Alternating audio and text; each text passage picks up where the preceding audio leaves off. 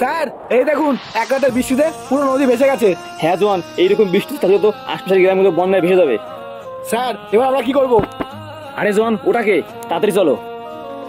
চাল মারি নাও। এই এই বাচ্চা কে তুই? আগে বলুন আপনি কে? আরে এটা তো খেলনা বন্দুক। ও, এই খেলনা বন্দুক দিয়ে আপনি কি আমাকে ভয় দেখাতে এসেছেন? হ্যাঁ জোয়ান, তুমি ঠিকই বলেছো, এ একটা পাগল। এই বাচ্চা, তোর বাড়ি কোথায়? ওইদিকে। আর কিন্তু এই নদীর ধারে আসবি না, নদীর জল বেড়ে যাচ্ছে, এখন যা। চলো জোয়ান, আশপাশের গ্রামগুলো খালি করে দে।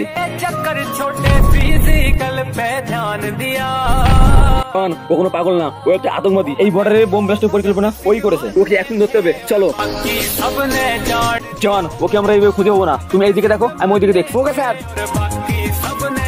এই বাচ্চা, তুই বর্ডারে কেন বোম লেগেছিস? সত্যি করে বল, তোর সঙ্গে কে কে যুক্ত আছে, না হলে সাপড়ে গুলি তোর খুবিতে ঢুকিয়ে দেবো। তুই আমাকে মেরে ফেললেও আমি তোকে সর্দারের খোঁজ দেবো না। দিবি না?